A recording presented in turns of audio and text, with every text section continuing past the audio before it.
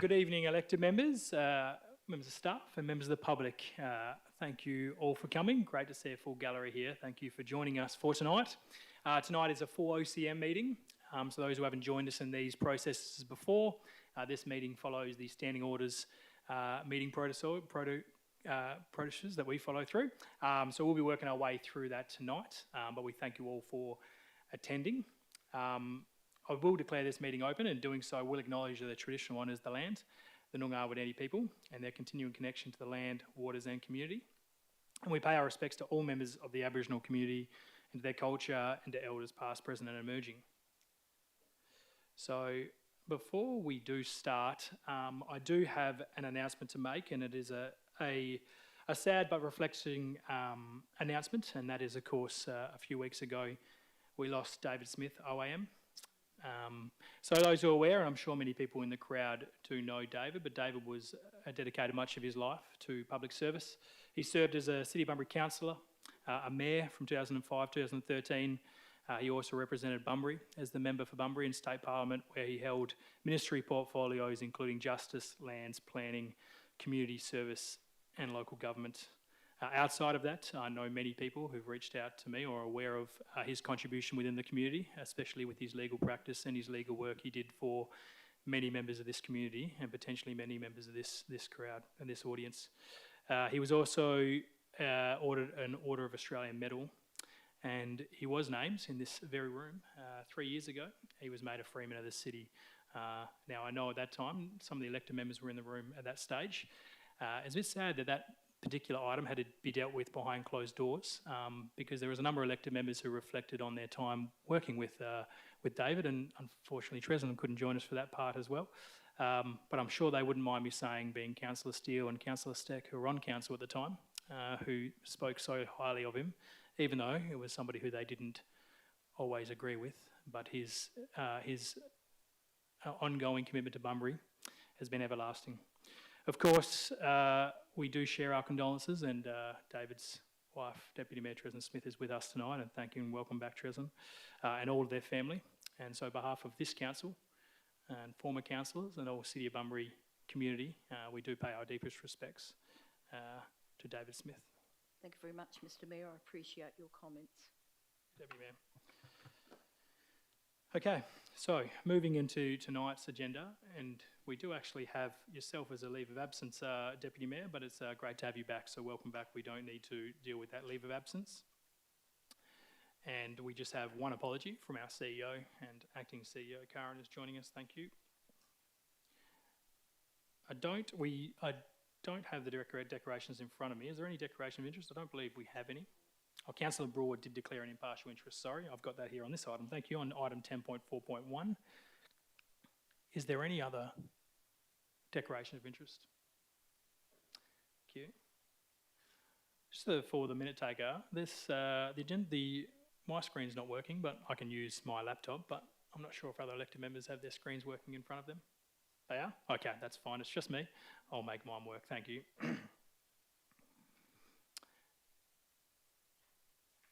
So we haven't received any notice for public question time tonight, but we will be dealing with some petitions in a moment. I will move ahead to item 7.1, which is the confirmation of the previous minutes.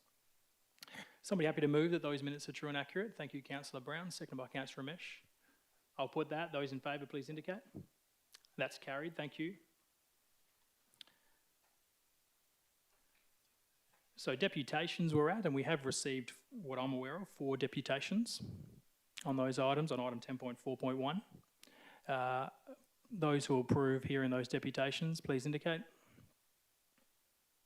That's carried. So for those people, it's on the screen behind me, so that's good. When we get to that item, we'll call you up to make your deputation, and I will intend to dealing with 10.4.1, that item first, because I probably am guessing that most of you in the audience are here for that item. I know there's a couple of regulars who will be here for other items, but that's fine. So, dealing with the agenda, we will work our way through some items that will be coming out for discussion. And actually, what I've got at the moment coming out is 10.4.1, and we would be dealing with the motions on notices separately as well. But at this stage, I don't have any other items out for discussion. Are any of those other items, councillors, anything that any elected members would like to discuss? Councillor Gasson? 10.3.3, Mr Mayor. Sure. Yep. 10.3.3, the rates and revenue framework, yes. Any other items for discussion? If that's the case, could I have somebody move the balance and moved en bloc? Thank you, Councillor Brown. Seconded by Councillor Ramesh. I'll put that. Those in favour? That's carried. So if anyone was there for the other items in the agenda, they have been carried, besides item 10.3.3, 10.4.1, and the two motions. Oh, thanks, Alice. Thanks for joining us. There's another free seat there if anyone wants that now. So as I indicated, I think it's fair that we'll jump ahead to this item. We'll bring that 10.4.1 item, the petition item, to the front of the agenda so we can deal with that first. So, before we start, I will ask the deputations to come and speak and to address council. So first up, we have Gail Parker. So during a deputation, you have 10 minutes to address council. This isn't a forum for Q&A. It's your opportunity to raise any points you think is considered for council before they make the decision. But welcome. We still have the handheld mic there as well. And if you can, I'm not sure if that moves at all, that little table. But I'm just wondering if it, sure. For the kids sitting behind there, if you want to move your seats over a little bit to give them a bit of room, you certainly can do.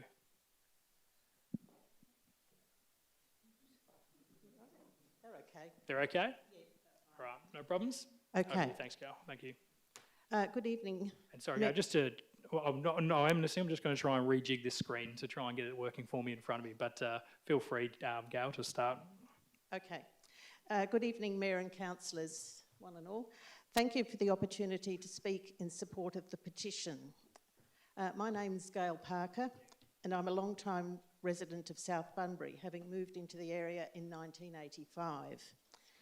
At that time, the city was in the throes of restoring the big swamp and surrounding parkland, creating the groundwork for the showplace it has become today. It was at this time that the islands were created and planted with input from many different community groups. That community involvement by groups such as Friends of Big Swamp has always been part of the evolution of the area and has included many planting projects, ongoing weeding and maintenance, and more recently, turtle tracking. The community has proven that there is a strong interest in and appreciation of the area, including the amenities that surround the swamp itself, such as the playground and wildlife park. Community events in the area, which include Park Run, the Tree Street Art Safari, and the recent Three Waters Running Festival, attract large numbers of visitors from outside the local area and from out of town into this attractive part of Bunbury. I would argue that the mature trees growing on the land at 89 Beach Road are part of what makes the area attractive to locals and visitors alike. They contribute to the overall impression and extent of the area and provide a vital link between the Tree Street area and the Big Swamp parkland. Importantly, mature canopy is always valuable and difficult to replace, regardless of the considered worthiness of the species.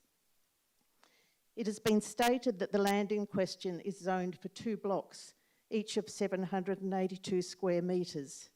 I asked during public question time at the council meeting on 7th of April of this year whether a future purchaser could apply for a change of zoning to allow for the development of up to 6 units on the site, which is in keeping with other development nearby in Beach Road and Prince Philip Drive, and therefore likely to be approved. I was advised that such a request would be processed in the usual way under planning and development regulations. To me, this says loudly and clearly that there is no guarantee future development would be limited to 2 houses, and therefore very unlikely that any of the trees on the site would be retained should development go ahead. Further to this point, I would suggest that the surrounding high-density development greatly increases the value of this remnant green space and the need to preserve it for future generations to enjoy. I recently attended the 40th birthday celebrations at Withers Library, where you cut the birthday cake, Mr Mayor. I would like to remind councillors that the saving of the Withers Library from closure is a great example of how bad decisions can be reversed when community sentiment is against them. In 2015, a decision was made to rezone the land at 89 Beach Road to residential to allow it to be sold. Earlier this year, it was placed on the market to allow buyers to create 2 houses or up to 6 home units on the site to contribute to Bunbury's housing stock.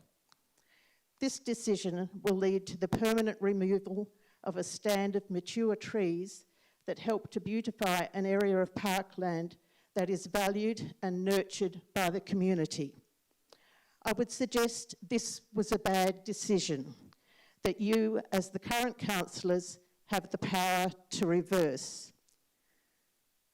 People with more expertise than me have talked to you over the last few weeks about the importance of mature trees as habitat for birds and possums and of nesting habits of turtles in the land around the swamp.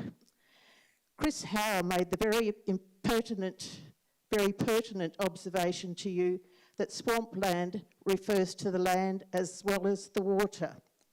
Existing development around the parkland is also in the swampland, even though the land has been reclaimed and built on. There is now very little accessible land left, making this remnant piece of even greater importance. I ask you to consider very carefully whether short-term monetary gain and a very small increase in housing stock is worth the long-term loss of this strategically located green space that is valued so much by the community of Bunbury. The community said no in 2015, and we are saying no again now. Thank you for your time.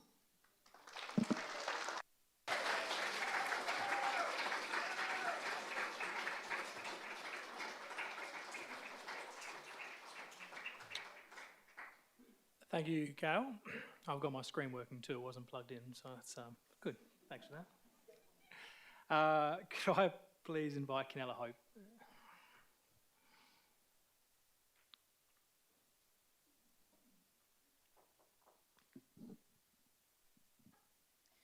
Good evening, councillors. I'm Canella Hope and I live in South Bunbury, overlooking the big swamp parklands. I'm here tonight, like so many others are, because I just don't understand why it's so essential to sell off this parkland at 89 Beach Road. Each day, and it's not an exaggeration, you're welcome to come and see, I see hundreds of local people using and valuing this parkland, especially the footpath network.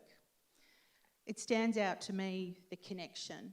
People alone or together, exercising, enjoying nature, and appreciating what is ultimately a reclaimed area that's been transformed into regional open space. 10 years ago, when this land was rezoned, that was the moment to clear it and to sell it. That did not happen. The land was left as is and the trees have grown. For another decade, this has remained in the eyes of the community the key green northern walkway entry, land that links this parkland footpath network to the equally valued Tree Street area and beyond. Regardless of the zoning on paper, this is what the community experiences here, and that matters. Our community is showing that it cares really deeply about where we live. Open space, green corridors, walkability, and established trees on public land, regardless of the type of trees that they are. These are fundamental to livability, fundamental to places that our community want to spend time in. Over the past decade, the environmental and recreational value of this land has only increased. But realistically, it actually has potential for so much more that is potentially going to be lost. This is what the community wants protected, these characteristics and amenity. It's been said that the community feels deceived by this process, and I agree, but I think the issue actually runs a whole lot deeper than that. This is about whether the city's acting for its community, and it's about whether all of you as elected members are going to hold the city administration to account.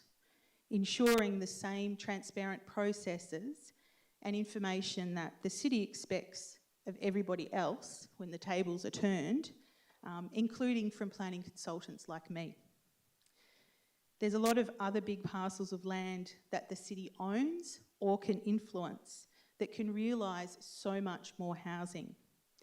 There's another report that you just moved on block in tonight's agenda that's going to increase housing yield in East Bunbury. These are the priorities, not selling 89 Beach Road. Change my page. The report about the petition that you've received, this is problematic. It's not balanced and it's not objective. It only argues narrowly in favour of the sale, and not all of the facts have been presented to you. The report suggests hold fire, wait, trust in the Land Administration Act disposal process, for that to do more actually than what it's capable of and set up for, and to do it too late. It was required before the for sale signs went up. Simultaneously, this report recommends at part 3 of the executive recommendation that councillors preemptively endorse the reasons for the sale now, so before it happens. This is disingenuous. The petition also calls for this land to be protected forever, not just the sale stopped or paused. And I have to say, community concern, it's growing. It's not diminishing if this process becomes more protracted.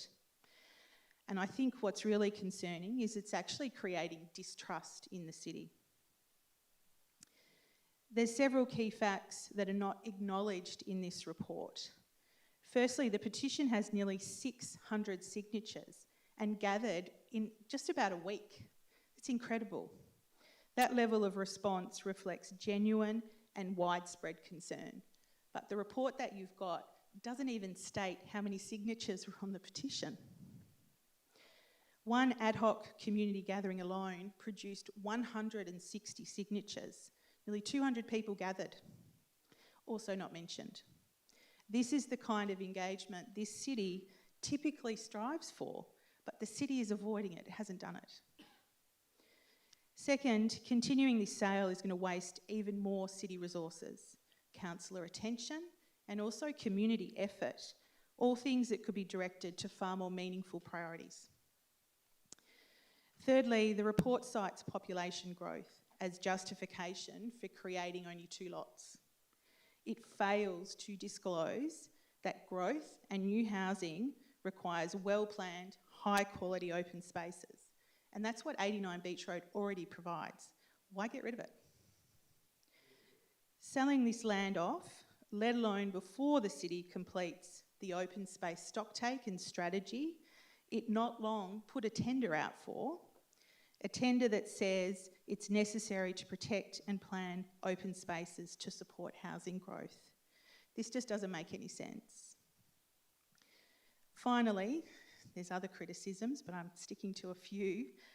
89 Beach Road, it's marginal development land, and this is not explained in the report either. This land does not easily accommodate standard housing. A bespoke, meaning more costly house, long skinny solutions, jammed in tight, is going to be required. And this is a poor streetscape outcome on this main thoroughfare. Removing all those trees, extending the sewer, both are really expensive, but even more expensive and risky and so uncertain is addressing potential contamination and soil stability. You received a deputation last week from a former neighbour who spoke of watching this land be filled under the city's watch with uncontrolled waste. This could crack open a big can of worms that nobody probably wants to open.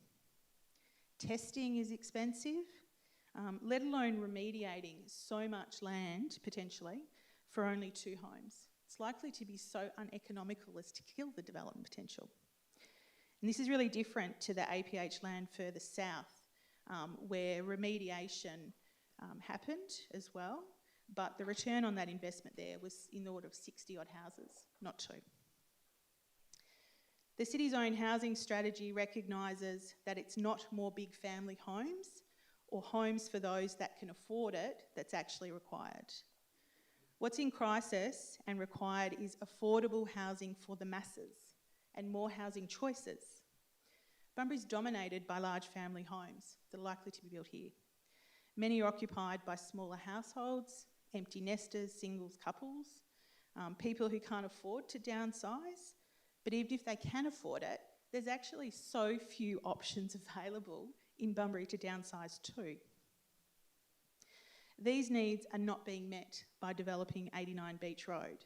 In fact, I think it misdirects attention from where the real need and the real opportunities actually are. Before I wrap up, the petition also asks for permanent protection of this land, not just remove it from sale.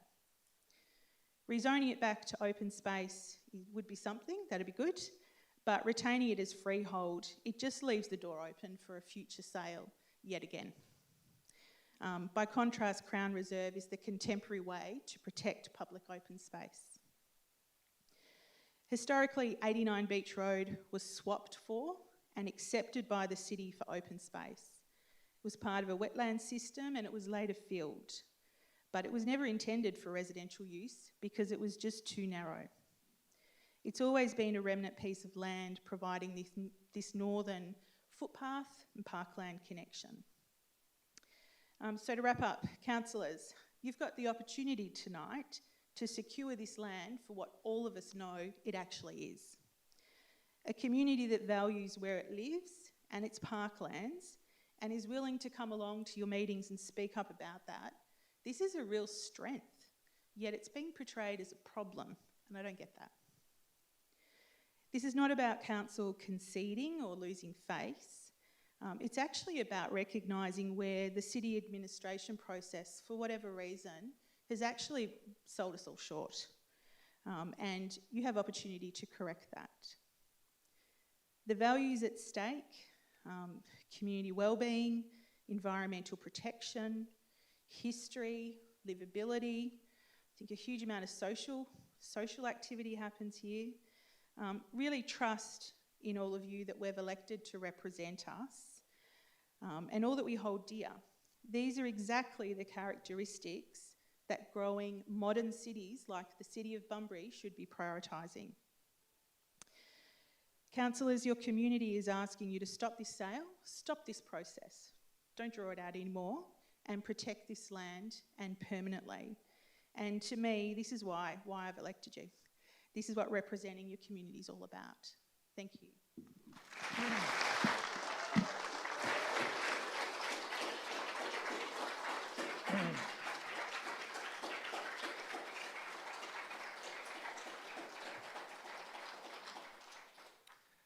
Thanks, Kenella. And John Dixon. Oh, there you are, John. G'day, John.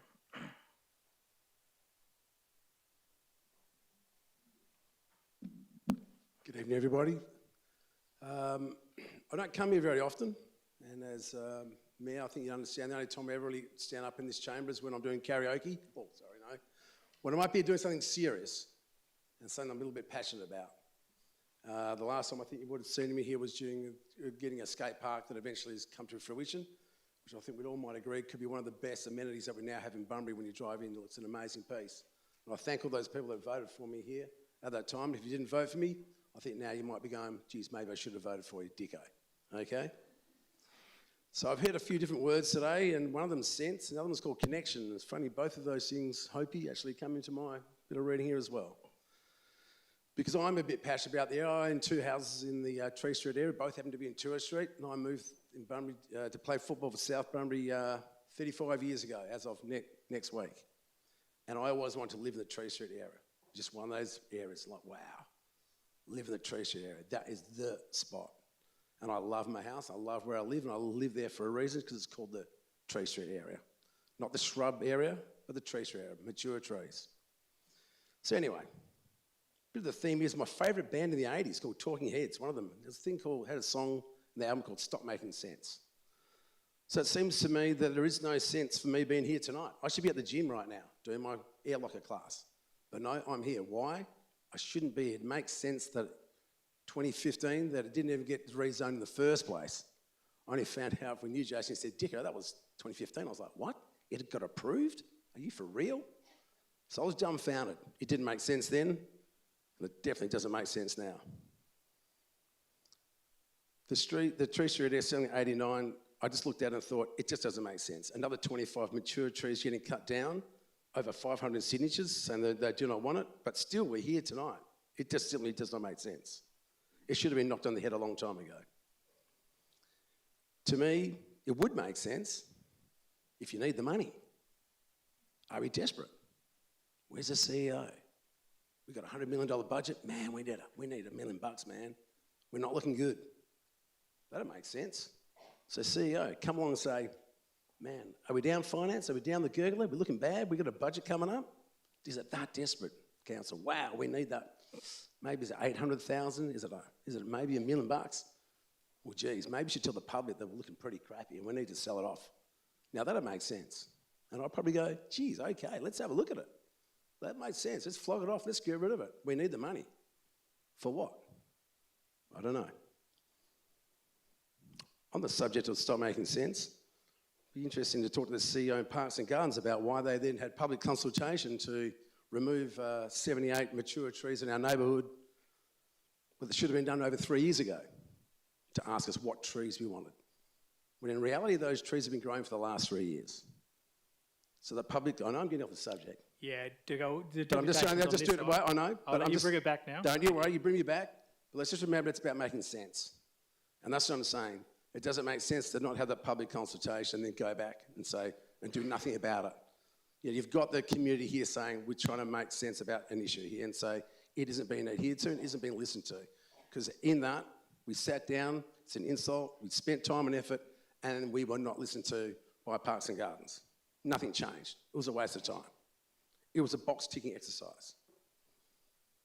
It's embarrassing to have spent my time and effort and knowledge to go in and meet with those people and be given chocolates. It's an insult. So does it make sense? I know. Brownie, you know quite a bit about property. Does it make sense to develop that? I'm not the smartest tool in the shed, mate, but to me, mate, I'm like, I don't think so. Okay? And the other word was a corridor. I've been a biologist, which, believe it or not, that's what I did at university. You need corridors to move animals and move things in between. You wonder why they have those things to let animals go across freeways and highways. It's called a corridor. Even though they don't work, they get put up at hundreds of thousands of dollars expense. But we have a corridor of all these trees sitting there between the Tree Street area and the swamp. It is a connecting area. It's where animals move, birds move, everything moves. And you have the ability here tonight to actually vote to keep a very, very precious trees and land that's going to be used in the future more and more and more and more. It actually could be developed into even a better area, and a better playground, and a better tree area. So, councillors, all I'm going to say is that when you go in and you want us to vote for you, and you say, trust me, I'm here to listen to you, and I'm here to listen to you because I want you to vote for me. You know, the Art Safari, what a fantastic place. Where do they park their cars the other day? They parked them on that block of land in the shade in a very, very stinking hot day. Luckily, we had some bloody trees in the Tree Street area to protect you from the sun. So you ask us, you hand out those ballot papers, vote for me, vote for me, vote for me, vote for me, vote for me, vote for me. I'm here to represent you. Well, you got the petition, guys. You're here to represent us. You're going to be voting no then. Thank you.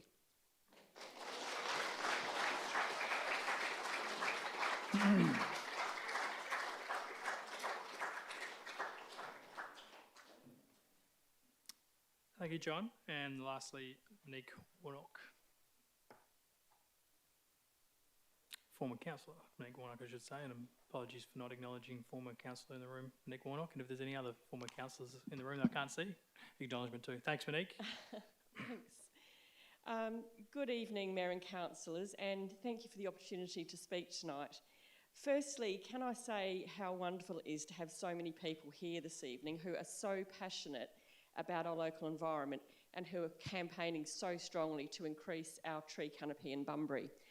I too am very keen to see this happen and think we have a golden opportunity to improve all of our parks and verges with more Indigenous tree and understory plantings, including alongside this block, by making this a priority as part of the Bolters Heights rehabilitation project.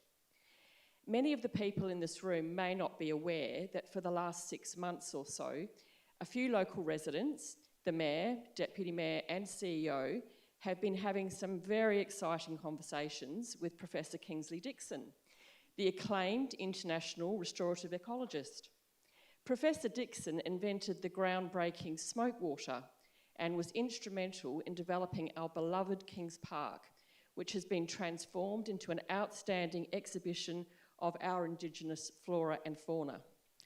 We have had on-site meetings at Bolters Heights with Professor Dixon and early discussions with city staff to establish a project committee to kick this rehabilitation project off.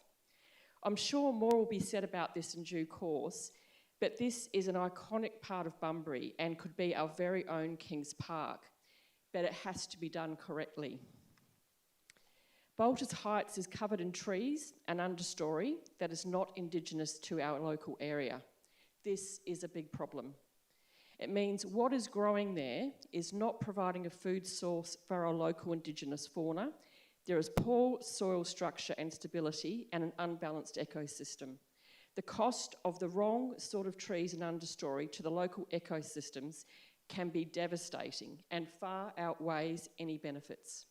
The whole thing is a bit of a disaster, really. Obviously I deferred to Mr Dixon to come back onto the thing. I'm assuming you're bringing this back into the item we're dealing with now? Yes, to clarify that. I am. Thank you. But Kingsley Dixon told us Kings Park was the same all those years ago, and we can turn it around like he did by transitioning it to an Indigenous habitat. The Beach Road block is a few blocks from where I live, and I went there with a local expert recently. It unfortunately has many of the problems that Bolters Heights has, with mostly non-Indigenous trees. Unfortunately, not all trees are equal. Non-Indigenous trees negatively impact on our Indigenous wildlife because they disrupt the balance of ecosystems and don't provide valuable food sources or proper shelter. Many local wildlife rely exclusively on specific Indigenous tree species for shelter, nesting and protection, and require the leaves, nectar, fruit and insects that only Indigenous trees can provide. Non-Indigenous trees provide little to no support for local wildlife. They alter everything from the soil, water availability and light levels, which affects understory plants and the animals that depend on them. Nutrition is reduced and the Indigenous wildlife population declines. I did speak to Kingsley last week about the Beach Road block and explained the species that were there, and he said if the trees are not Indigenous or providing the immediate and appropriate habitat and food source for wildlife, that we can do much better by planting the correct Indigenous species on verges. We use the word Indigenous because Indigenous means naturally occurring in an area, whereas native is generally accepted as native plants which are Australia-wide. Australia, being the largest island in the world, has climatic zones ranging from subtropical to cool temperate, soils ranging from rich volcanic to leached sands. Likewise, our fauna is widely diverse and often depends on local flora. The plan was always to extend the work with the Indigenous plantings that we will be doing in Bolters Heights across greenbelt corridors that connect with Queen's Gardens and Big Swamp. And I think with so many people present this evening who are passionate about establishing proper Indigenous urban tree canopies and understories, that the Council should prioritise a verge planting program that starts to connect this area around Big Swamp to Bolters Heights now. Let's harness the enthusiasm of these local residents, meet with them on site and work out what we can plant on their verges and make it part of the Bolters Heights rehabilitation project. Just in finishing, I have been very busy establishing an incorporated Friends of Bolters Heights group, and I would like to invite everyone here today to become involved. This is an independent group to the city, and its role will be to feed into the Bolters Heights rehabilitation project and provide a direct communication channel into it of local residents' views. We will be also applying independently for grants which will help with the project. So please come and see me afterwards, and I will be very happy to speak to you more about this exciting project and the Friends of Balters Heights group. Thank you, Mayor and Councillors, for letting me speak tonight. Thanks. Thanks, Monique. Before I'll deal with this one first. Councillor Brown. Thank you, Mayor. Just your mic. Thanks, Councillor Brown. I'd like to put a procedural motion to defer this item 10.4.1 request to the council meeting dated the 9th of June 2026, which is 2 rounds' time, to consider the results of the geotechnical reports for the subject lot. Sure. Is there a seconder to that procedural motion to defer this item? Is anyone willing? Yeah, I will if there's a seconder. Is there a seconder to that item? Okay, there's no seconder, so that procedure will lapse. So for those who are unaware, so there is obviously we're going to deal with this item now. There is the opportunity for elected members to move what we call procedural motions, and one of those procedural motions is that you can defer a motion to a further date. So Councillor Brown put that we defer this item. Turn that thing off, and I believe there was no seconder. I will just check again. Was there no seconder to that deferral? Okay, so that's elapsed. So we'll be dealing with this item tonight in this particular method. I might just ask the minute taker, could you just zoom out a bit so we have the entire executive recommendation there? I'm assuming that's behind me. Great. So just for those before I ask for someone on this is the executive recommendation. So I acknowledge the petition was lodged under our local government legislation. The officers will provide a response to that petition, and that is formed here. So the executive recommendation is as follows, written there, which is to note the petition. It does not support point 2 or 3. And then obviously part 4 is to the next step should that occur. So that's the executive recommendation. And I'll ask if there's a mover to the executive recommendation. Councillor Kozisek, is there a seconder to the recommendation? Councillor Broad. Before I do ask, so we go into debate, I will just ask if there's any questions of that before we enter into debate, that process. Not from the crowd. I'm sorry to be abrupt in that. This is an opportunity for elected members in this point, so I apologise. There's no more public engagement in this part. So the recommendation's been moved and second. I'm asking if elected members have any questions, and apologies for the abruptness, but this is an OCM which follows our standing orders. Councillor Gass, do you have a question? Mr Mayor, I'd like to move an alternative motion. Sure. So what we'll do, considering the executive has been moved and second, when we get to your position, Councillor Gassett, I'll ask that you move that as a foreshadowed as an alternative. Will be the best thing, and when you speak, we can get that up on the screen. Have you provided that to the minute taker by any chance? Yeah, sure. So when we get to that, so again, for those who are listening, so Councillor Gaffers has provided an alternative recommendation. The way we deal with the executive recommendation, there is a mover and a seconder, so we deal with this item as written. The opportunity for someone to foreshadow something else has been raised, so if this executive recommendation fails, it will revert back to Councillor Gassett to raise that alternative recommendation. But if that's the case, what we will do, we'll enter now into debate. So I'll move through the order of debate, which is the mover and seconder, and then speakers for and against. So, Councillor Kozisek, as the mover, if you wish to speak. Thank you, Mayor. I would prefer to stand up if Sure, you don't mind. you can sit or stand. It is your prerogative. Thank you. Look, I speak in support of the executive recommendation. And first of all, I'd like to talk about a term that is used a lot called borrowed landscape. This is a term used by designers and architects when describing the view from your property that is not your property. It might be a wonderful green field or a paddock with kangaroos grazing. When my husband and I were first married, we lived on a farm next to a nature reserve, and most mornings I would look out the kitchen window and see kangaroos, many of them in the paddock beyond my garden fence. It was lovely, but it was not ours, and we had no control over what happened to that land. That land now has a beautiful house on it, I might add. It was borrowed landscape. As a designer, I am often asked to help with garden design and in particular tree planting. One of the first things that I do is look from the inside out. What is the view? Is there any borrowed landscape that we can count on? Always being in place, because it isn't always going to be in place. And of course, things like shade and screening. Now, if a client is fortunate enough to have a wonderful borrowed landscape, my job is so much easier. But I always caution that this too may change. This block of land on Beach Road was rezoned in 2015 after community consultation, on-site meetings with residents, deputations. 19 people attended the public meeting. Concerns were voiced over the density of the proposed rezoning to R40, and subsequently the council of the time decided to zone R15. I'm told that the councillors of the time considered all submissions and spent a great deal of time on this.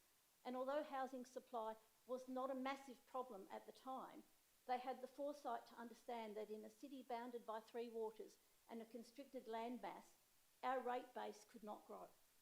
Future-proofing our city to accommodate a growth in population and the services that these people need, and therefore grow our rate revenue, was vital.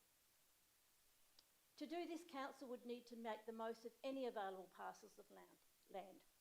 Now, in 2015, we're in the middle of a global financial crisis, and selling any land at that time would not have been fiscally responsible and certainly not the best outcome for all of our ratepayers. 11 years on, and how things have changed. Bunbury has become a very sought-after location. Great lifestyle, employment opportunities, and great services. Housing supply is at an all-time low. Values of property have doubled, tripled, and in some cases more. As has the cost of delivering services to our ratepayers. Services that we are expected to deliver. Rubbish removal, roads, infrastructure, asset renewal, sporting facilities, street lighting. The list just goes on, and every week something gets added to that list. One comment that I recall from a Facebook post objecting to the sale, it's all about money with this council. Well, to be honest, in my view, it is a lot about money. The funds from the sale of the land can be placed in reserve, so they won't just be gobbled up. We can select a project, and perhaps previous Councillor Warnock's suggestion of Bolters Heights, or even putting money into the wildlife park. But it can be used for a project for our community's needs. The rates from 2 blocks of land will add to our rate revenue. And you're probably thinking, look, it's only Yes, excuse me, I'll just ask if you could confirm while the people were speaking. We're allowed the applause after speeches, but while someone's speaking, please have the respect to allow that person to speak. Thank you. Thank you. The rates from 2 blocks of land will add to our rate revenue. You are probably thinking it's only 2 lots, not worth it. On the contrary, let's look at the big picture. If we're able to realise the sale of all of the available lots suitable for housing in the Bunbury area, the rates revenue will help us to continue to deliver the services that everybody expects, but with smaller rate increases. And this will benefit all of our community. Now, I am a gardener. I have actually planted 20 trees on my garden, some large, some small. My husband thinks I'm crazy. Some of them, when I'm gone, they're going to have to go, I know. But I wanted shade, I wanted privacy, and I wanted to feel a sense of peace surrounded by greenery that I had control over. Gardening is one of my happy places. As councillors, we are entrusted with making decisions for the greater good of all ratepayers, and this can be really challenging. I've listened keenly to all of the deputations over the last few weeks and understand many of the sentiments and opinions that are expressed. But in conclusion, I believe that we must proceed with the sale of this land and many more that have been identified. We have a local housing strategy and land rationalisation program that have been passed by council. And all of our surveys to the community highlight the availability of housing. It's a #1 priority. This may only be a small bit, but it's part of it. So I think it's critical that we continue on this very well thought out strategy in order to be able to achieve the full potential of our great city. I urge you to support this. Thank you. Thank you, Councillor Kozisek. And the seconder? Who seconded? Councillor Broad. Reserve your right. Yep. So you can, as seconder, you can reserve your right, and you can come again back to you. Is there a speaker again? Councillor Gassab, you indicated you're foreshadowing an alternative motion. Do you have it up by any chance? Do you have it written? Well, I'll give you an opportunity before eating into your debate time to read what your foreshadowed alternative motion is. I'll read it. So it's actually just item 1. Yep. Delete all the other items in the recommendation and make an amendment to item 1. So it reads, that council notes the petition received in relation to sale of 21 on deposited plan 14556 Beach Road, South Bunbury, and affirms to permanently remove the sale of the land and vest it as... Go back up? Oh, Yeah, I think the minute takers. Crown Reserve Public Open Space. So basically change 3 words, Mr Mayor. Sure. Okay. Yeah. So basically not to sell it. yeah, absolutely. So yeah, Councillor Gas.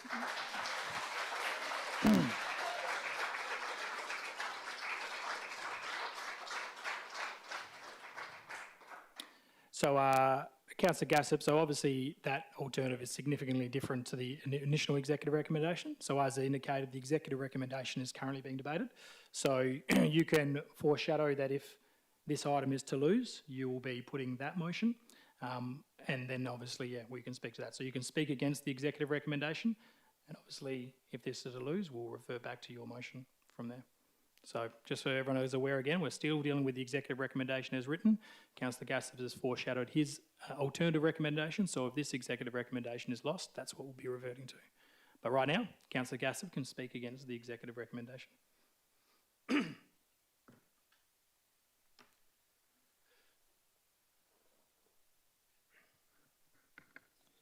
Mr Mayor, I'll speak from the heart. In something like this, there's some passion out there, and there's a community in Bunbury called the Bhutan community, and I met with them not long ago, and they advised me that in their government in Bhutan, they actually have a happiness index, an official happiness index.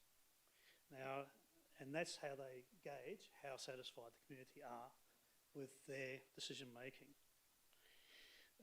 With all due respect, Mr Mayor, I see there's some unhappy people out there that are driven to be motivated enough to have, for the last probably 2 or 3 months, leave their homes, go and almost protest, come to meetings, arrange all sorts of Facebook posts, submissions, not to mention, of course, a petition that's close to 600 signatures in just over a week.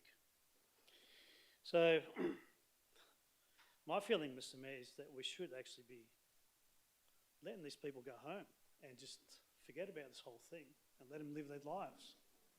Really, Mr Mayor. I did a post-grad course not long ago, and the opening comment by the lecturer was that it's about forcing people into doing things versus convincing them. And the lecturer said, look, you can offer someone a cup of tea, but you can't force them to take that tea. We are actually, in my view, we are trying to make the people here in this room, the majority, trying to accept our decision. They don't want to drink that cup of tea, they really don't.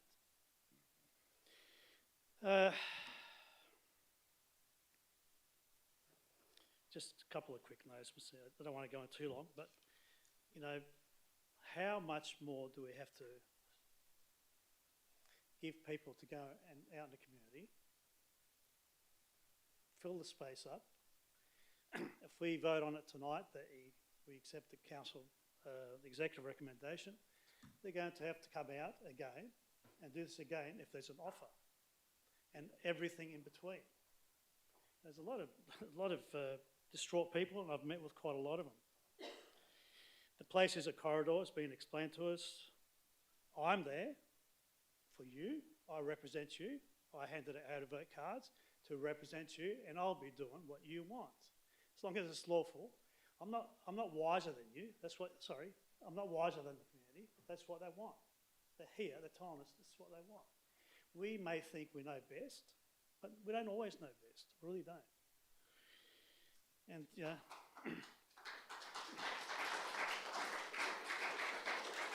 I really feel for these people. Mr Mayor, there's people that are here that are very, very attached to this park, public open space, and this includes people who have mobility issues, seniors, people that are very, they love the area. Otherwise they wouldn't be showing their passion to be here. Maybe I'll make a quick note about rate revenue and this lot of land solving the housing crisis in Bunbury. Now, you'll note, Mr Mayor, that there is a motion that I've got on notice myself to actually increase the zoning, double the zoning of residential land in all of Bunbury. That would produce thousands of new lots if we follow something like that through. And that would increase revenue. I know we have financial strains and we have to find revenue, but you know, to throw this in as the solution, there's probably alternatives to that.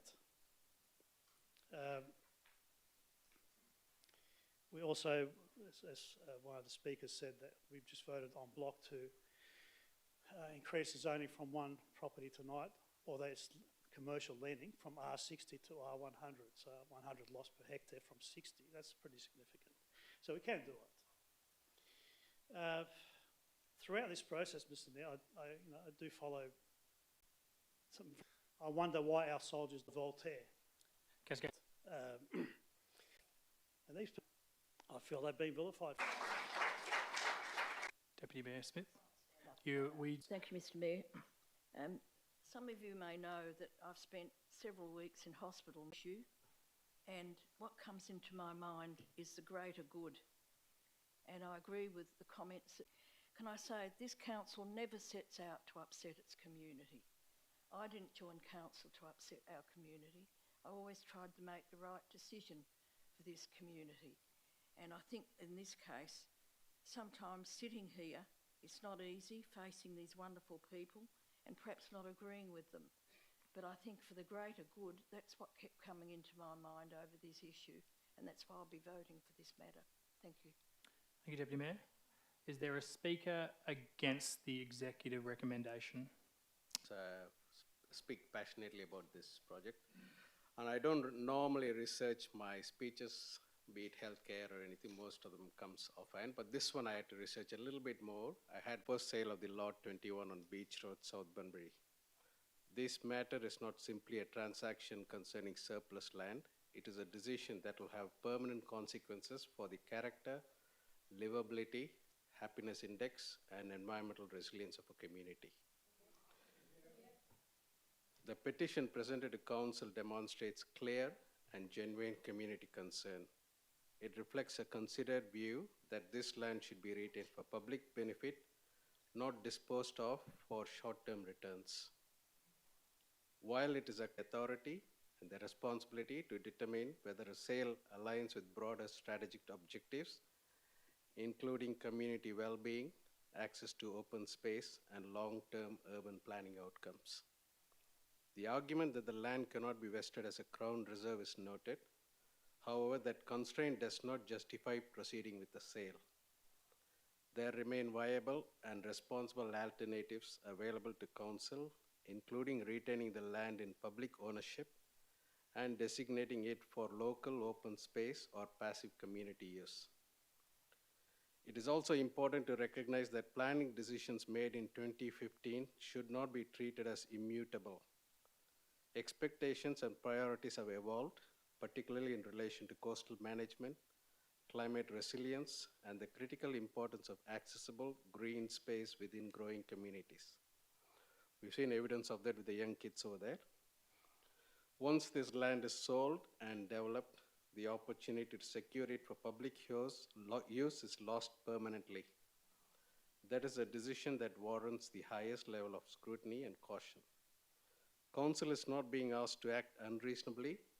It is being asked to act prudently, to pause, to reassess, and to prioritize long-term public value over immediate financial return.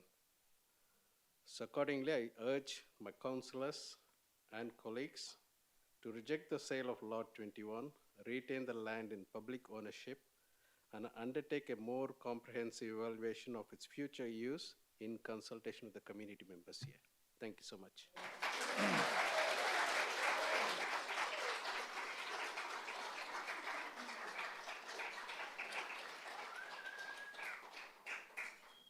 Thank you, Councillor Ramesh. Is there a speaker for the executive recommendation?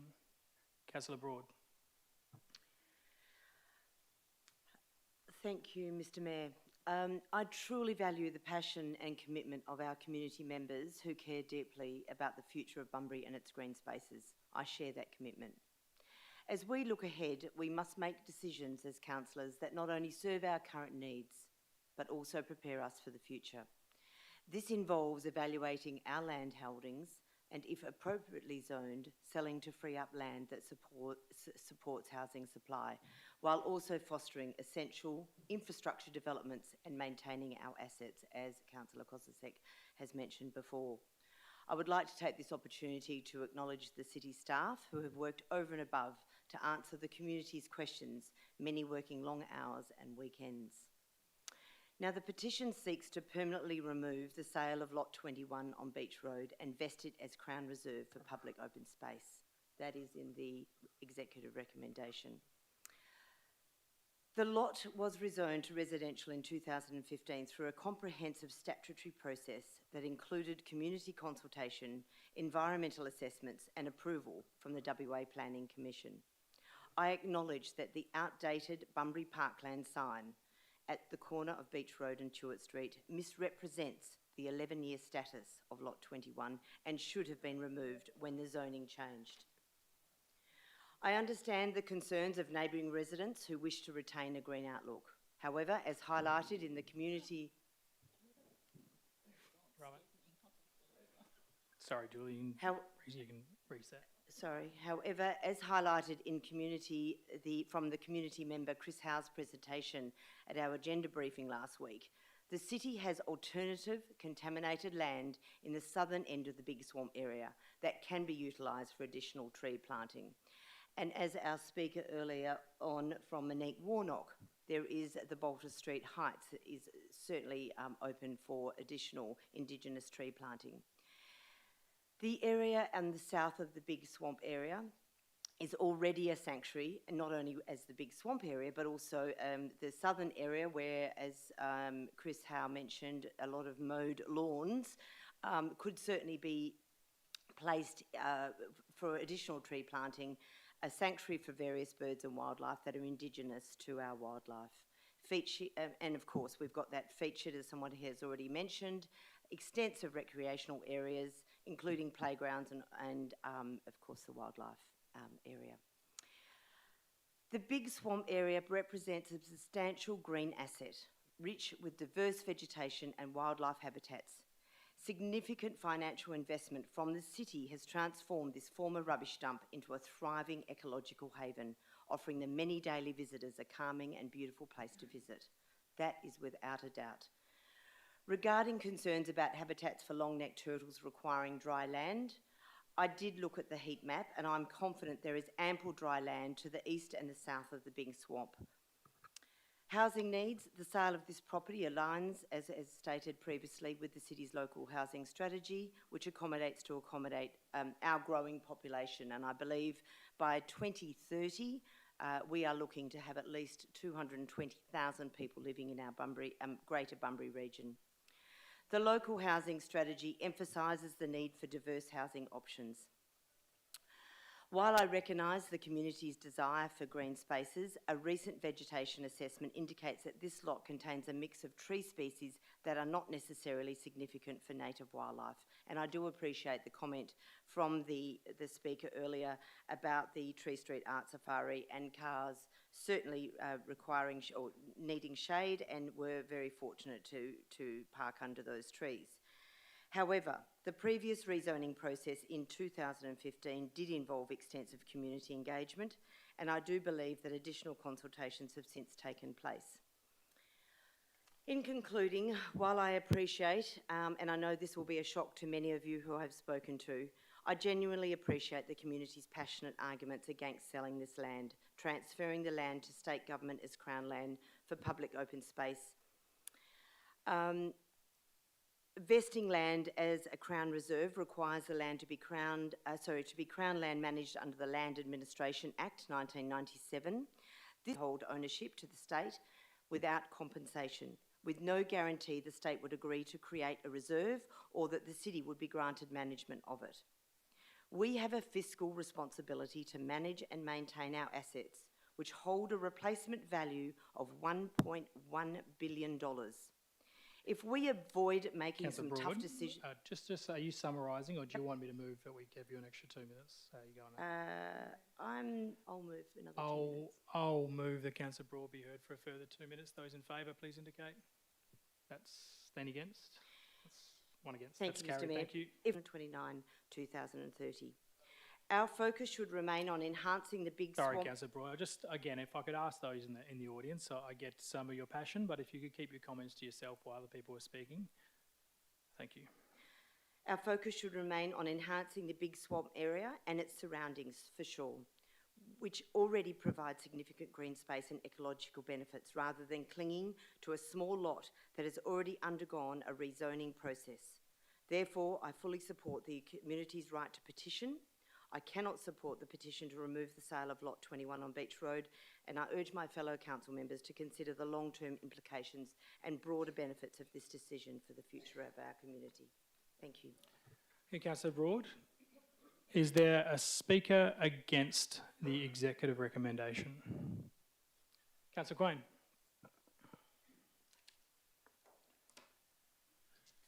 Thank you, Mayor and fellow councillors, and thank you to the community for turning up today to listen to this debate. I won't be supporting this executive recommendation. I really respect the community. They voted for me to be here.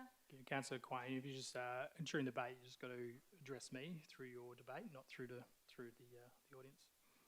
Thank Stand you. yours. Thanks, Councillor. Yes, so I just want to acknowledge the strong community response to this situation.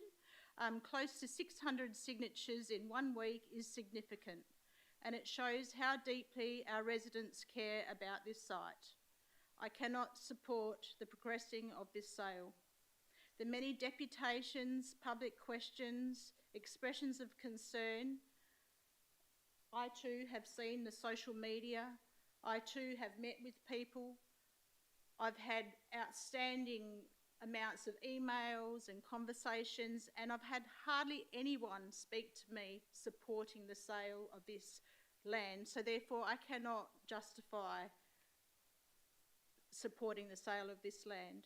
We're still waiting on the geotechnical study, which might show that the site is contaminated due to the uncontrolled landfill back in the 80s. So until we know whether the land is contaminated, any decision would be premature. I recognise the corridor that connects the Big Swamp to Beach Road. I personally feel that that is an entry to the Big Swamp, and quite often when I'm driving from the city to my place, I will deviate along that road to get out onto Beach Road to enjoy the Big Swamp area. I also question why this site has been prioritised when the city owns other parcels of land with no mature trees and will have a higher development yield, as listed in the rates and revenue framework that was just adopted by council So, tonight. Councillor Quain, again, just you need to address council, not the audience, not the gallery. That's the standing orders for our debate section. Thank you. So if you look at page 15, it talks about the different lots of land that the city own and the different yields that they could deliver. For example, on Ocean Drive, there's lot 66 that has 11 lots of residential subdivision, and I haven't seen any mature trees there. So why are we not considering that as our priority? If the goal is revenue, then it makes sense to consider the higher yield options as identified in this rates and revenue framework, rather than the lower yielding parcel of 89 Beach Road. Council has also not determined where the funds from this land sale will go. Being asked to sell land without a clear strategic purpose is concerning. The previous council decision from 2015 was to allocate the funds to the Big Swamp Master Plan, but no updated council decision has been provided since. I support a broader strategic approach, clear communication about why land is being sold. What outcomes are council trying to seek? And genuine community engagement before decisions are made. Many of the parcels under review contain mature native trees, and I want to see a plan that protects these wherever possible. With increased housing density, our tree canopy becomes increasingly important. It is not ideal to have our electors distressed or mobilised every time land is proposed for sale. Anything that mitigates this through clarity, planning and engagement is my preferred approach. The community voted for me to represent them, and that is how I will vote on this matter. I want to continue earning their trust through well-considered decisions. Finally, in terms of direct feedback, only 4 people have contacted me supporting the sale of 89 Beach Road, while more than 20 have asked that we protect it. For these reasons, I will be supporting the community's request not to support the sale of 89 Beach Road and return it to open space. Regardless if the site is contaminated or not, the community don't want this sold. Thank you.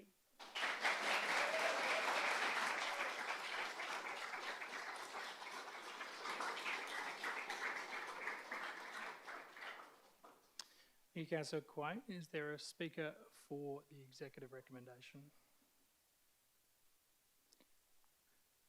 I'll speak for it to give anyone else the opportunity to speak against if they would like to.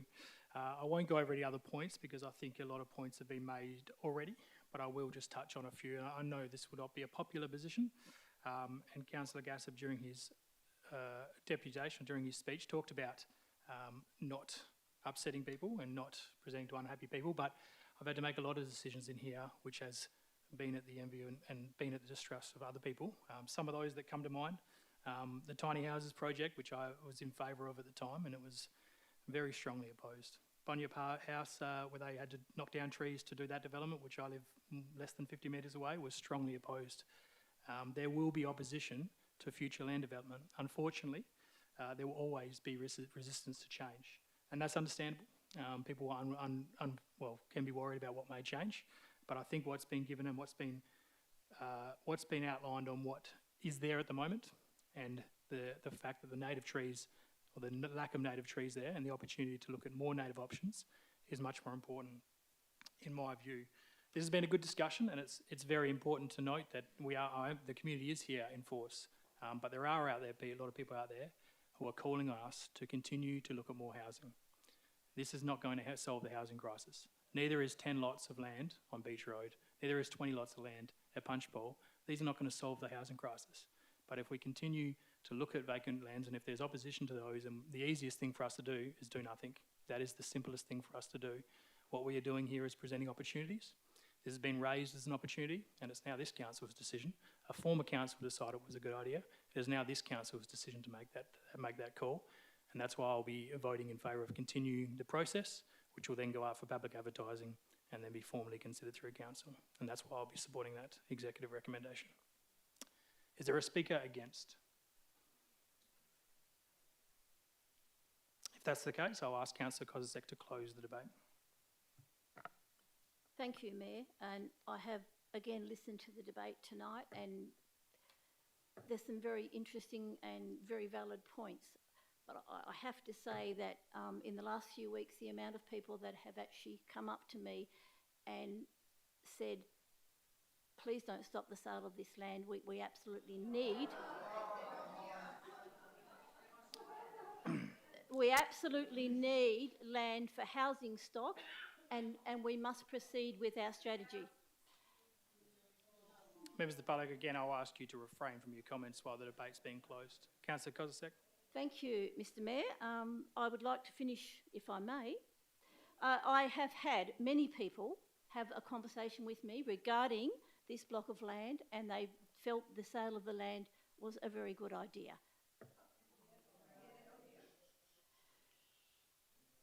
I would like to applaud everybody that spoke tonight, and I applaud their passion from the community. It is wonderful to see everybody here and really, really interested in what's happening. I just urge everybody to support the executive motion. Thank you. I'll put the executive recommendation as written. Those in favour, please indicate. Those against? 4 against. That recommendation is carried 5 votes to 4, and the executive recommendation is as written.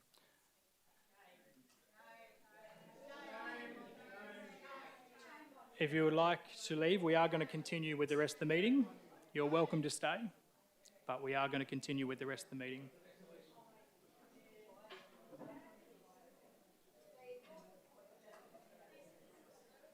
Councillors, we'll just take a moment while the gallery clears.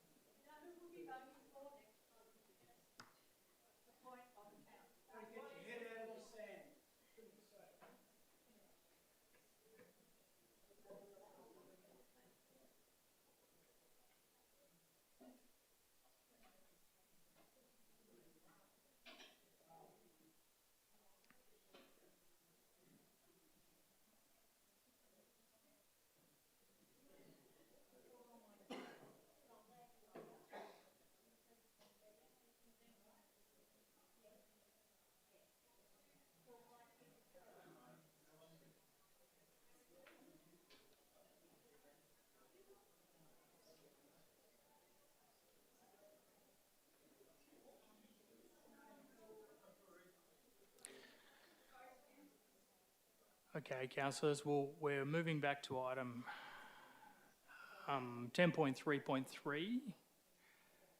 Councillor Gassett, will you speak against this, or do you have a question? Question?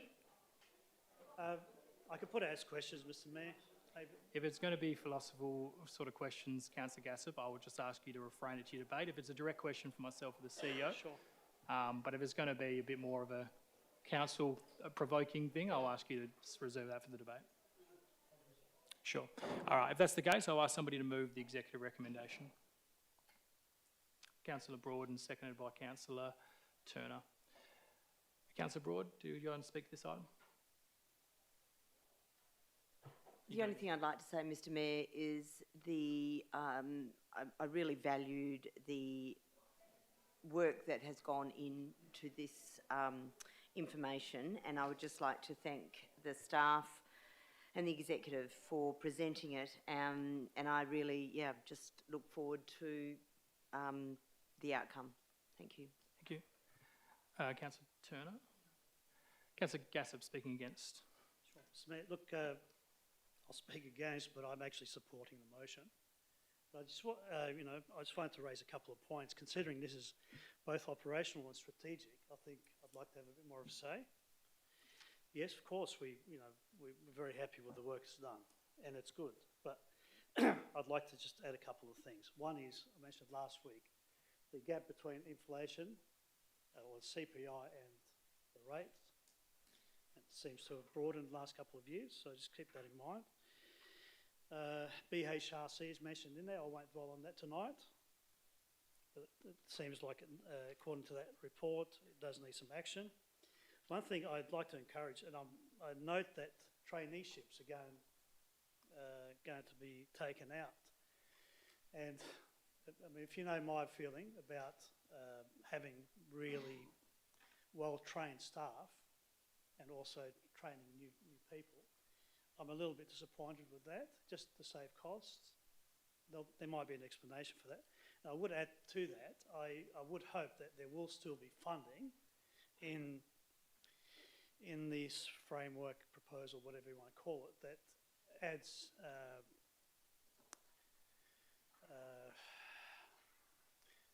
value to staff qualifications, improving staff qualifications, professional development, promotions, that sort of stuff, so we can actually leverage our expertise a bit more and actually build more internal skills. I really feel strongly about that. I did mention it 4 years ago. So I'm hoping that doesn't get less attention than it should. On page 113, it's probably relevant to other things on tonight, but there's talk about revenue options, and one I'd like to, I'm not going to make amendments tonight, but just to make a point, revenue options is that we, besides land sales, we should, I believe, be looking at increasing zoning density across Bunbury. And that has got the potential, and especially after today's state government announcement, we might get a bit more support. Has got potential to increase revenue and increase our population dramatically, which is, you know, we talked about that in Vision Day once. And the last point is, when we do land sales, Mr. Mayor, I'd really be grateful if we can do some cost-benefit analysis. It's not always the most rational thing to actually sell land for revenue when you say you might get less than 1% return. However, capital gains over, say, 10 years, it's about 17% return. So just a little bit caution there. Thank you, Mr. Mayor. Thank you, Councillor Gasser. Is there a speaker for the executive recommendation? Councillor Broad, anything to close? You don't need to. Sorry, would you like to close? I'll put the executive recommendation. Those in favour, please indicate. That's carried unanimously. Thank you. We come now we're just skipping over, there was an application of leave of absence here for Councillor Smith, but she's here, so we don't need to do that. Thanks, Deputy Mayor. That's no longer relevant. We do go, though, to the motions on notice, and there's two motions on notice here from Councillor Gassett. Item 1 is 12.1. Councillor Gassett, I'm assuming you would like to move your motion. And Council want to take the process to double the residential density within this jurisdiction. You'd like to move that? I would like to move that. Sure. Is there a seconder to this motion? Councillor Quain? I'm assuming there will be some debate on this, councillors. Yes, Councillor Gassett, over to you. Mr. Mayor, I feel like I'm, labouring the issue about zoning density, but I really feel it's very important and it's actually key and it's strategic, so I'm comfortable to talk about that as a councillor. There was an announcement today, I think you sent the email around, of the state government really giving some strong recognition to Bunbury amongst other regional cities in recognising that we are a key regional city and investment in regional cities brings significant return. So I'm thinking maybe the state government is extremely motivated to help us along. And one area I've picked on, and if you recall a couple of years ago, I think I'm not speaking out of school, that in a Vision Day we talked about increasing Bunbury's population by the thousands. And Mr. Mayor, councillors, I think this is one way of doing it. It's pretty bold. However, even tonight we voted en bloc on a motion to increase one property from R60 to R100. So it's not a pipe dream. What I'd like to see, of course, every task, or every idea, every vision, every dream has got tasks, hurdles we've got to work through. So yes, there's obstructions, but any project requires work. So and the effort is worth it. So in this case, Mr. Mayor, I know we have potential to increase density in local centres or areas around activity centres. My feeling is to afford the whole community, all landowners in Bunbury, what we did tonight in that earlier motion, to increase R60 to 100. So, and the benefits are more wealth for landowners. If they go from R15 to R30, it creates wealth. The benefit is more supply to buyers, especially first-home buyers, more feasible projects for developers because you've got economy of scale, and When you look at the surrounding regions, Mr Mayor, if you look at the subdivisions, they're small lots, 330 square metre type lots. Bunbury is well endowed, abundantly endowed with large blocks, 1,000 metres and more. Carey Park is right for the picking. Picton Road on the left as you're going out towards Picton there, huge blocks there ready to go.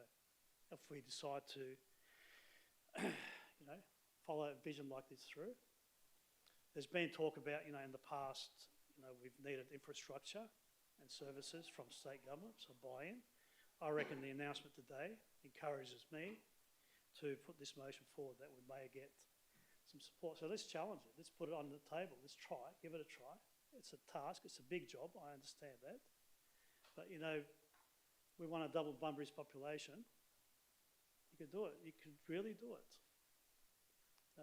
Why are we going to have 1,000 square metre blocks? How are people going to downsize if we can't get them to change the zoning?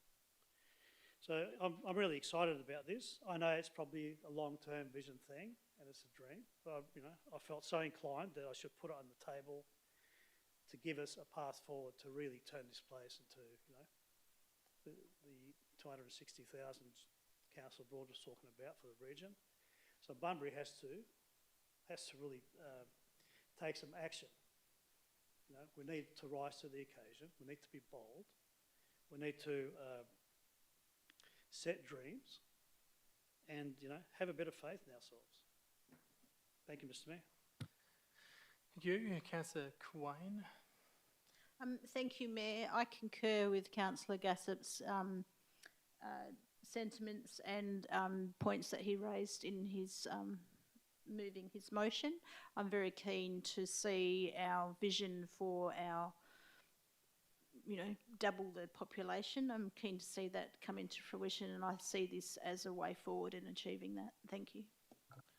Speaker against, Councillor Brown. Thank you, Mayor, councillors. Look, I want to begin by acknowledging that I agree with the intent behind the motion. We all understand the pressure on housing. We all recognise that increasing density, done well, can support population growth, improve affordability, and create more vibrant, connected communities. But intent alone does not deliver outcomes. And this is where I strongly support the officer's advice. Because the reality is this: you cannot simply zone your way to a higher density. Higher density only works when three things align: planning, infrastructure, and market viability. If any one of these is missing, the outcome is not success, it's stagnation. Let's start with infrastructure. We have a very real, very local example of what happens when infrastructure doesn't keep up with the pace of with the planning ambition. And that is the infill sewerage program in South Bunbury. We still have over 500 lots, residential lots, averaging 900 square metres, not connected to sewer in Bunbury. Potentially could be developed to a further 500 lots. We have ageing septic systems, environmental risks and constraints on development. And yet here we are discussing double density across the city, where in some areas, the basic enabling infrastructure isn't even complete. Because higher density is not just about putting more dwellings on land. It's about sewer capacity, power upgrades and transformers, road networks and traffic management, drainage and flood management, schools, open space, and community services. Without that, density doesn't create livability, it erodes it. Secondly, the market reality. We can zone land R60, R80 or higher, but we cannot force someone to build. And more importantly, we cannot force a project to become financially viable. The officer's comments make this very clear. There is no mechanism to compel development. And in regional cities like Bunbury, we must be honest, high-rise and high-density developments are expensive. construction costs are high, financing is difficult, and the end sale price has to justify the build. If the market won't support it, the zoning sits there unused. We don't get apartments, we get paper density. Thirdly, we already have a strategy. Our local housing strategy has identified over 16,000 additional dwellings under existing settings. That is not a shortage of opportunity. What it tells us is that the same issue is not simply supply, it is deliverability. And importantly, that local housing strategy doesn't say density everywhere. It identifies focus areas, the regional centre, the Spencer Blair Street precinct, the Back Beach precinct, activity centres and transport nodes. And that's exactly the right approach. Because density works best when it is targeted, supported by infrastructure, close to services and amenity, not scattered indiscriminately across established suburbs. Finally, I think we need to broaden the conversations. If we're serious about housing supply, we shouldn't just be asking, where can we increase residential density? We should also be asking, are we using all of our land in the best possible ways? In particular, our older service commercial areas. Some of these areas may no longer be operating at their highest and best use. They present an opportunity for mixed-use development, residential infill, activation of underutilised land. That kind of smart strategic transition may deliver far more than a blanket density increase. So in closing, yes, higher density has a role to play, but it must be infrastructure-led, market-supported, strategically targeted, not simply across the board. Because if we get this wrong, we don't accelerate housing, we create unworkable zoning, community pushback, and stalled development. Let's focus on getting the right density in the right places, supported by real infrastructure and real demand. That is how we deliver outcomes, not just aspirations. Thank you. Hey, Councillor Brown, is there a speaker for the motion on this? Councillor Gassop to close. Yeah, sure, Mr. Mayor. Look, Councillor Brown's pretty much provided all the solutions, infrastructure. And, you know, it is intent, and I thought I'd throw it in to the council to consider, whether you call it intent, vision, whatever. I guess let's gauge what's occurred under the current system that's been in place since TPS, I guess, 8. What has occurred in Bunbury's population? Where's Bunbury's population gone? And then where has the regional population gone? Trendale, Dowler, Australind, Eton. So Bunbury's gone like that, slowly, the others gone like that. Just remember, we need revenue. We can find every reason in the world not to do something, but you know what, Mr. Mayor, we can do things, make decisions. Remember I went to a conference with Colin Powell. I don't know if anyone remembers him. He was a war secretary for the US.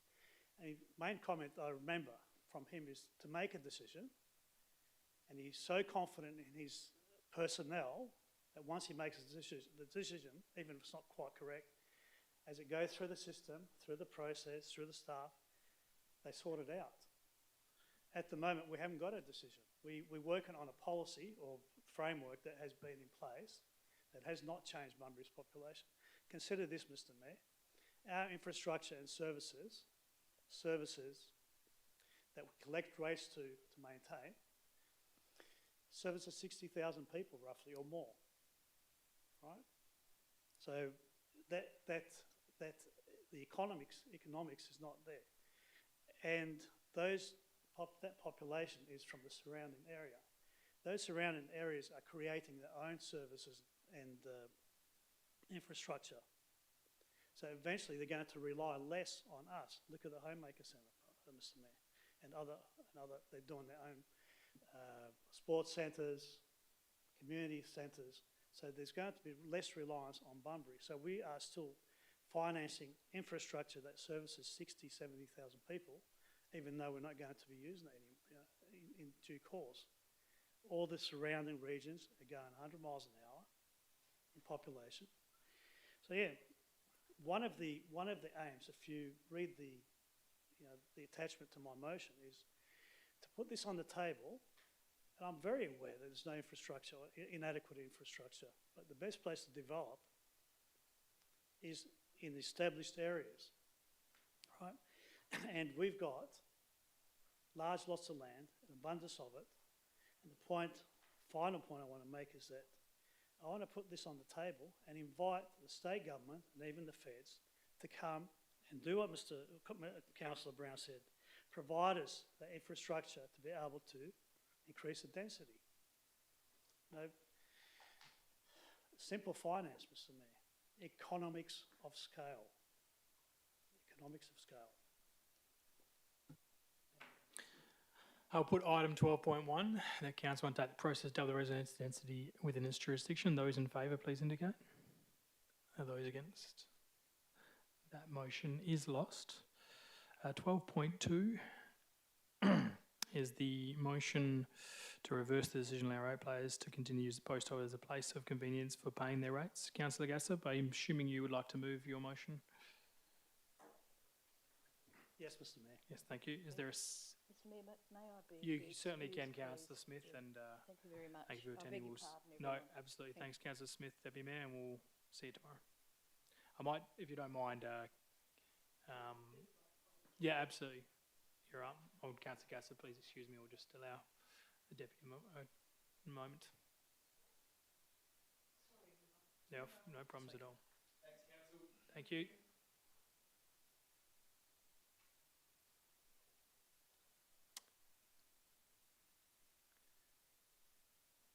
Thank you. So we did have a mover to this motion from Councillor Gassop has moved his motion. Was there a seconder to this motion? Councillor Quain? Thank you, Mayor. I'd just like to second this motion to put it on the table. Pro forma, you mean? Sorry? Pro forma? Is that what you mean? Pro forma means that you don't you might necessarily Oh, yes, support it. yes, yeah. Thank you You'll for second it explaining pro that. forma. Thank you. Yeah, thank you. I do have a question. Sure. In the background, it talked about, and also the email that received from the director about the libraries taking payment for rates notices, etc. I'm just keen to see that progress. So I just would like an update on it. Thank you. Acting CEO, your turn. Is there an update on that? Through the chair, yes, thank you for the question. We do have EFT machines at both the libraries. However, staff has not been trained in managing those for rate payments, so we would need to do some training. Plus, there's an additional risk with cash handling, so we would need to look how we manage that. So we wouldn't be able to do this overnight, but in a few months, or by at least in between 3 or 4 months, definitely able. Thank you. Thank you, Acting CEO. Okay. Councillor Gassop, as a mover.